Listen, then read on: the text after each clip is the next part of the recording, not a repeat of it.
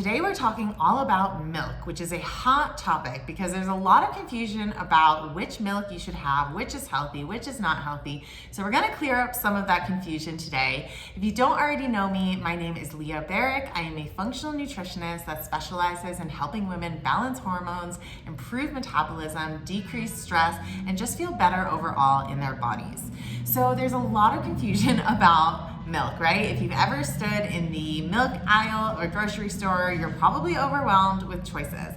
And if you're trying to be healthier, you might be a little bit confused about which milk is best. So today we're going to talk about all of the different milk options and which I recommend, and go from worst to best, in my opinion, from a nutritional perspective in terms of what you should be looking for. So let's get started. So the first one is often very surprising for people because oat milk has become so popular. So oat milk is actually the worst option on my list, which I know is shocking. I totally get it. It tastes amazing. If you love your oat milk lattes, I totally get it. But from a nutritional perspective, oat milk is actually not good at all. And the reason for this is because of its impact on your blood sugar levels. So oat milk, because of how it's processed, it actually acts very differently than whole oats. So if you were to eat a bowl of oatmeal versus having an oat milk latte or just a cup of oat milk, it's going to be drastically different. And the reason for this is that they're breaking down the oats in the processing, and it creates something called maltose, which has a very high glycemic index. So sometimes people actually have a higher glucose spike from oat milk than they do from soda. So just to show you how crazy that is. And of course, there's so much marketing out there about oat milk being healthy, and it sounds really healthy, right? So we want to make sure to really dive a little bit deeper and resist that kind of green marketing that often happens with a lot of these foods. So oat milk is one that we want to avoid, not just for blood sugar, but also because often it's not just oats and water in the milk. Often they're adding inflammatory oils, they're adding emulsifiers, they're adding gums. All of these things negatively impact our health. So we want to be conscious of those as well and read our labels. So oat milk is the worst.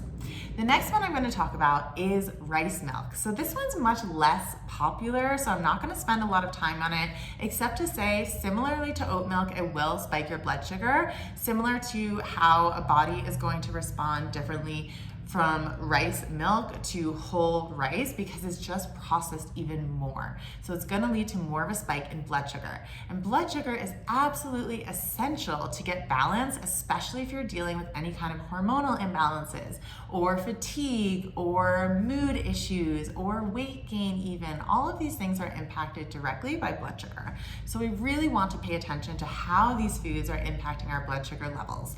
So rice milk similarly will raise blood sugar more than we'd like, most likely, and also it doesn't have a lot of nutrition. So both of these milks, they're not going to give you protein, they're not going to give you healthy fats, they're not even going to give you a lot of nutrients. So we want to keep that in mind when we're selecting our milk, because I always talk about every meal, every drink as an opportunity to add in nutrients into your diet.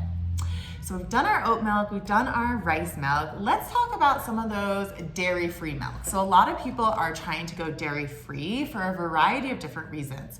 And there are a lot of different milks out there. So there's almond milk, cashew milk, soy milk, so many different milks, macadamia nut milk, flaxseed milk, all of these different things. And so with these, this is where it can get a little bit murky. This is where we want to read our labels, because again, a lot of these milks have a lot of things added that we don't want.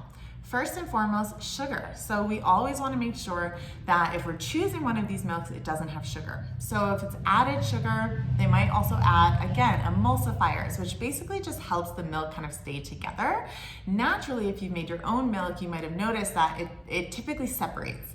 And so the manufacturers want to add emulsifiers to kind of keep that liquid together, and those can be really harmful for our gut health, among other things. So we want to avoid those emulsifiers if possible. They also add things like gums, like inflammatory oils that we want to avoid in general. So always reading your label. So those are the next on the list, are all of those non-dairy milks where they're adding certain things, whether it's sugar or it's an inflammatory oil or it's a gum or it's an emulsifier, or it's something that you don't even recognize on the label. If that's the case, you probably want to avoid those. Next up on the list, we're getting to some of those milks that I do actually recommend. So in terms of dairy-free, if you are dairy-free for whatever reason, choosing one of those milks where they don't add those bad things in can be really helpful. So you want to basically look for a milk that has 2 or 3 ingredients. So for example, the ingredients might say just almonds, just water, or possibly almonds, water, and salt. And that's it, nothing else. Same with cashews. For example, if you're choosing a cashew milk, you would want it to have cashews, water, that's it, or maybe they add a little bit of salt. So we want to think about simplicity with our nutrition labels.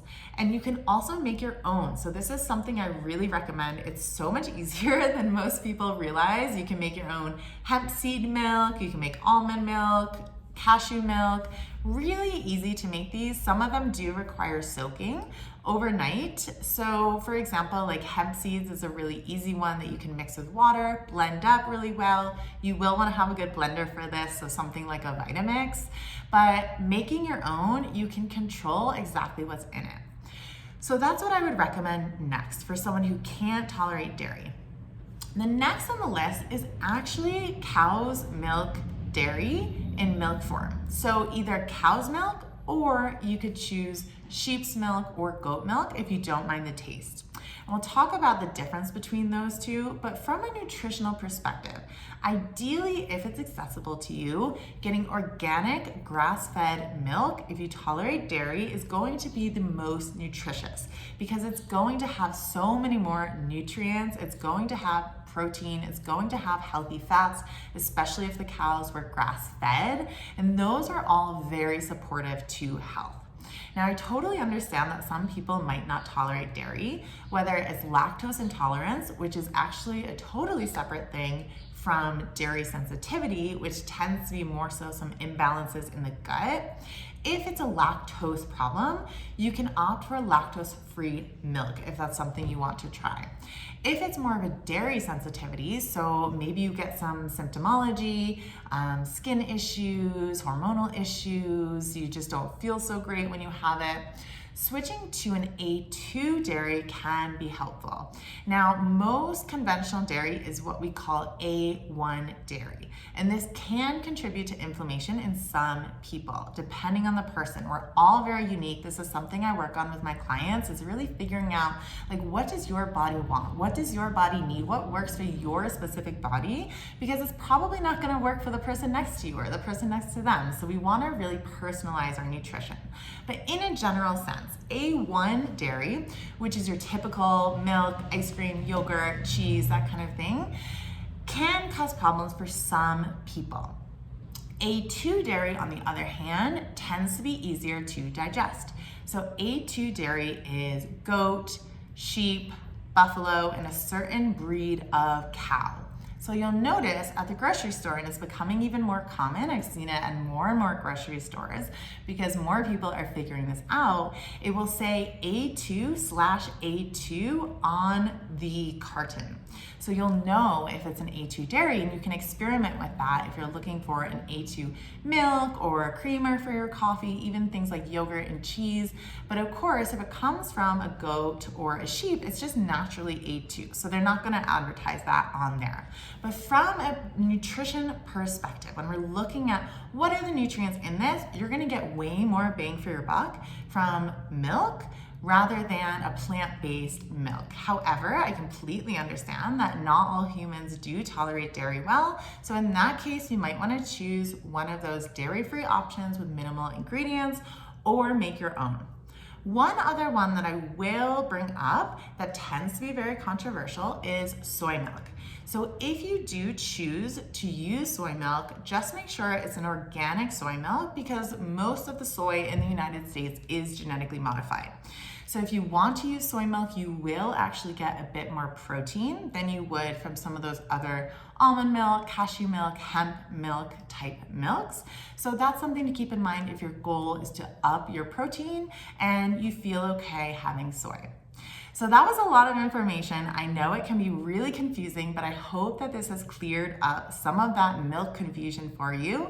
This is something I talk to my clients about all the time because it is so confusing and it really does make a big impact. I have women coming to me who have oat milk lattes every single day and they don't realize that it's actually making them feel really bad, and they feel a lot better once we switch them over to a different milk for them.